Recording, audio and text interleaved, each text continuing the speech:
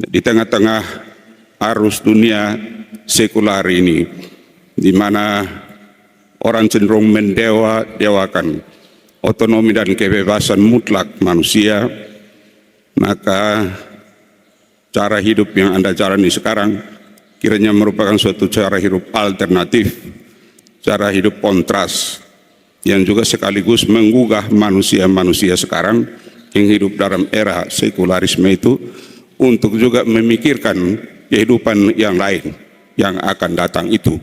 Bukan kehidupan sekarang saja di dunia ini lalu selesai.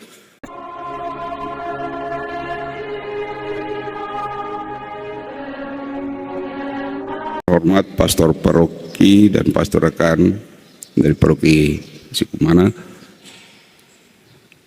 yang saya hormati Romo Sekjen Keuskupan Agung Kupang, para pastor, yang berbahagia ke-6 suster yang barusan mengikrarkan kaul pertamanya dalam kongregasi putri-putri cinta kasih dari darah yang maha mulia di CPB, para frater, para bruder, para suster, Bapak Ibu Saudara-saudari, umat beriman yang terkasih dalam Kristus. Saya menyampaikan profesiat selamat berbahagia kepada ke-6 putri saudari kita dari kongregasi putri cinta kasih dari darah yang maha mulia di CPB, yang pada hari ini mengikrarkan kaulnya yang pertama dalam hidup membiara. Menarik bahwa kaul, ikrar atau janji ini diadakan tepat pada hari raya tubuh dan darah Kristus hari ini. Artinya bahwa yang menjadi saksi dari ikrar, dari kaul, dari janji ini adalah Tuhan Yesus sendiri, yang sudah mengadakan perjanjian baru dengan darahnya sendiri. Jadi karena itu perjanjian ikrar atau kaul yang diucapkan oleh ke-6 saudari kita ini memang sudah dimeterai oleh darah Kristus sendiri. Jadi bukan suatu janji yang main-main. Bukan juga sekedar kontrak dengan periode waktu tertentu yang bisa jadi suatu saat nanti akan ditarik kembali. Ini perjanjian baru dan kekal. Artinya nanti seumur hidup, walaupun ini adalah tahap pertama. Tahap pertama dalam ikrar, dalam janji atau kaul, tetapi dengan tekad untuk tetap setia selamanya dalam membaktikan hidup dan diri Anda dalam cara hidup membiara ini. Itu adalah harapan dari kami semua terhadap ke-6 suster yang barusan mengikrarkan kaul pertama ini. Kita juga tahu bahwa apa yang kita rayakan hari ini, yaitu tubuh dan darah Kristus, yang sebetulnya berakar di dalam perjamuan Yahudi, dan itu ada kaitan juga dengan peristiwa keluaran di mana umat Israel itu diberi mana, roti dari surga, dan juga ketika haus mereka juga mendapatkan air ketika Musa membelah batu lalu kemudian mengalir air dan memberi kehidupan bagi mereka untuk bisa menyelesaikan ziarah perjalanan mereka menuju tanda terjanji. Maka memang kaul yang diikrarkan hari ini dalam konteks juga hari raya tubuh darah Kristus ini merupakan suatu kekuatan bagi ke-6 suster ini dalam ziarah perjalanan hidupnya menuju tanah terjanji, ya. Dan tanah terjanji yang dimaksudkan adalah Yerusalem surgawi.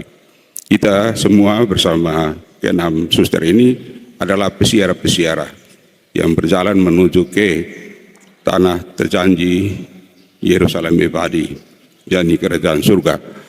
Dan tentu dalam perjalanan dalam siara itu kita juga membutuhkan kekuatan, dan kekuatan kita itu adalah Ekaristi Maha Kudus. Karena itu keenam suster yang sudah mengikrarkan kaulnya ini juga diharapkan untuk senantiasa menimba kekuatannya dari sumber utama kita, yaitu Ekaristi Maha Kudus. Dengan itu Anda juga diberi kekuatan untuk menjalani hari-hari hidup Anda yang selanjutnya memang tidak terlalu gampang, tidak terlalu mudah, banyak tantangan, banyak godaan. Yang berikut, hidup membiara itu juga kiranya merupakan sebuah kesaksian mengenai katakan kehidupan eskatologis, ya, kehidupan yang akan datang.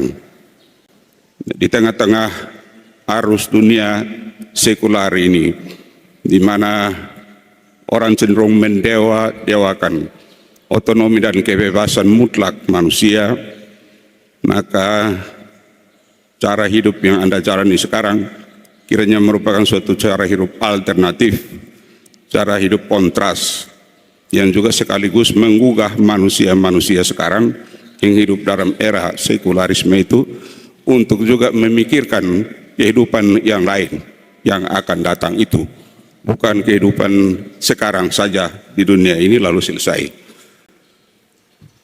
Ya, dengan mengucapkan 3 janji, yaitu kemiskinan, ketaatan, dan kemurnian,